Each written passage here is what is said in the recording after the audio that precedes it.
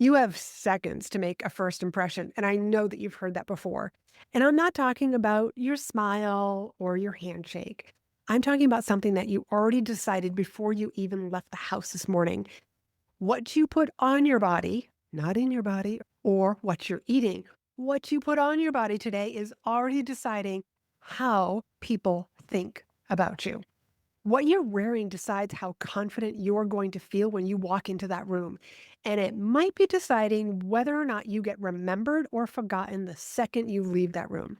So I want you to stick with me because I'm going to tell you about a night in high school that I stumbled onto this by accident. And the day that it changed how doctors treated me in the hallways of the hospital. Hey, I'm Laurie-Ann, and you are listening to Be in Demand. This is the podcast for leaders who are done being the best kept secret in the room.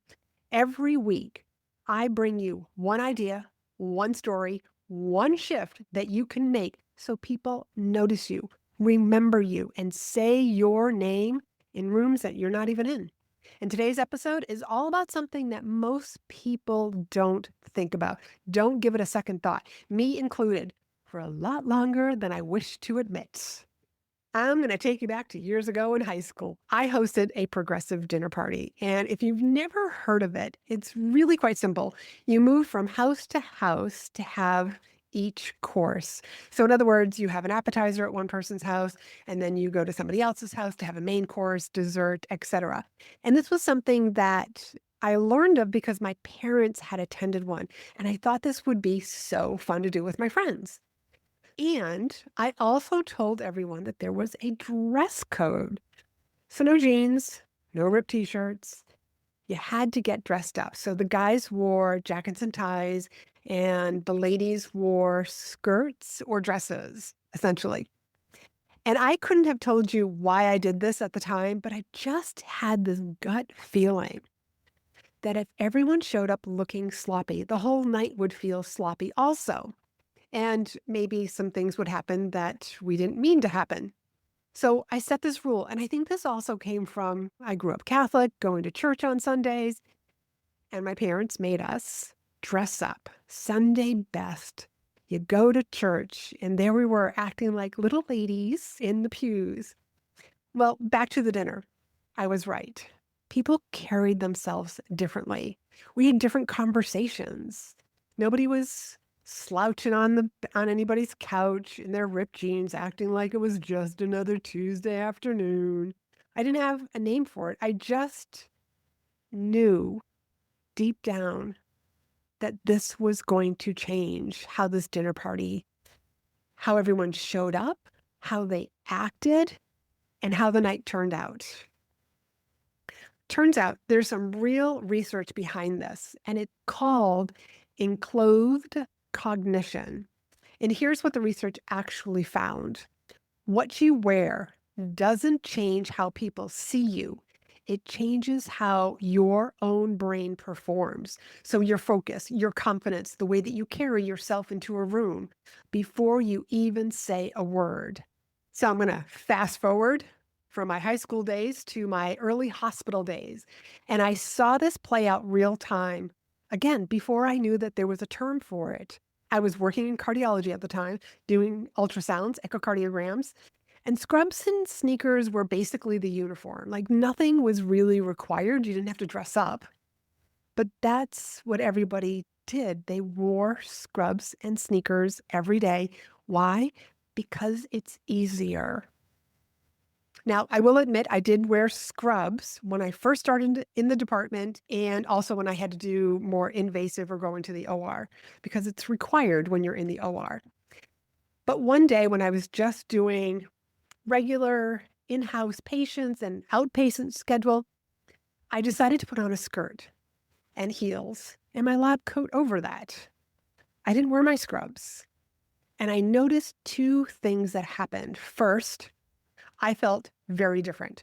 Walking down that hallway, sitting across from a surgeon to go over test results, I just stood a little taller.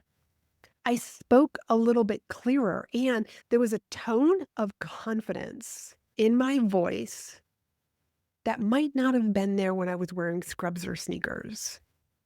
The second thing that I noticed, The doctors treated me differently. The patients treated me differently. The physician I was talking to, the ones that I would discuss the patient information or the test results, they engaged with me differently. More like a peer, more like someone who was really an expert in what they were talking about, which I was. I had the credentials, I had the experience. But that's not just enclothed cognition anymore. There's actually a second term for that, for how other people relate to you when they perceive you as being a little more polished, a little more professional, and it's called the halo effect. People unconsciously assume competence in everything else about you, even if they haven't seen it yet. So I just want to tie this together, put a pretty little bow on it. What you wear changes how you feel. I think you already know that. One of the things I tell my clients when they're like, what do I wear when I'm speaking on stage, at the conference, at the meeting? Wear whatever makes you feel like $1,000,000. That's what I tell them. So what you wear is going to change how you feel. How you feel changes how you show up. How you show up changes how people respond to you. And that response feeds right back into how you feel the next time you walk into that room. Okay, little pause here. If you're listening to this and you're already thinking about your own version of the lab coat, the room you're walking into right now, and the room you actually want to be walking in, I want you to hear this very next part. I'm already booking my fall roster. I only take 6 clients at a time on purpose so that I can actually give each of them my attention. A few of those spots are open right now. If you want one of them, don't wait until September to reach out. The link to book a call with me is right down below in the show notes. Grab it now, book a call, and let's discuss your future, your goals, and how visibility and speaking can actually get you from point A to point B a whole lot quicker. Okay, so now back to the episode. Here's the last one that I want to share with you, and it's a little more personal. So I have a speaker dress. It's one specific dress that I bought for this one specific reason. And one of the reasons why I bought this navy blue dress was because I could roll it up. It's in a particular type of material that I can roll up, squish into my carry-on, and it doesn't wrinkle. It fits just the way I want it to. And every time I wear it, I look sharp, professional, and I feel like the confident speaker that I am whenever I'm wearing it. And the funny thing is I don't actually wear it anywhere else, which is not surprising because it's my speaker dress. So I never wear it to dinner, not to a client meeting, not to the doctors. I don't wear it anywhere. It only comes out when I want to walk on stage. And more recently, I did wear it for a photo shoot because I want clients to see that's the dress. And that way, when they hire me and they see me on their stage, they're going to be like, I've seen that dress before.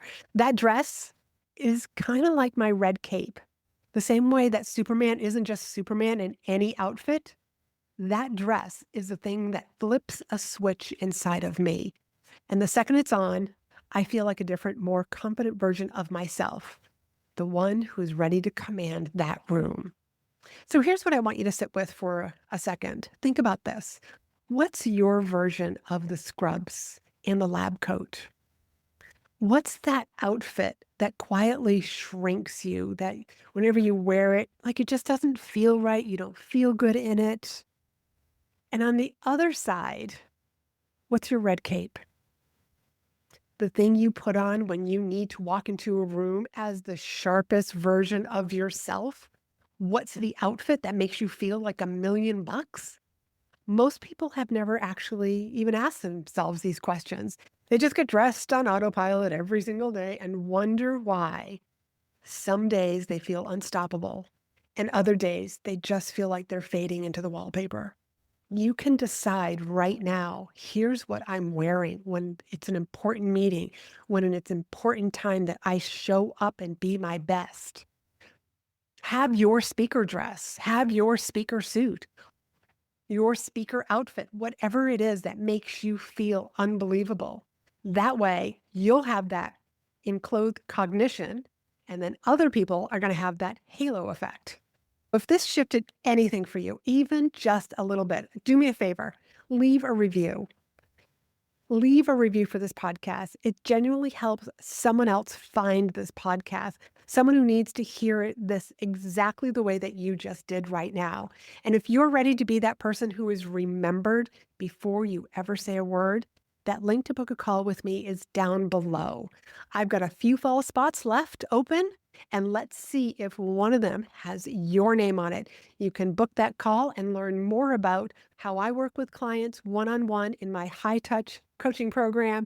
And let's get you from point A to point B a whole lot faster. And until next week, I want you to be in demand.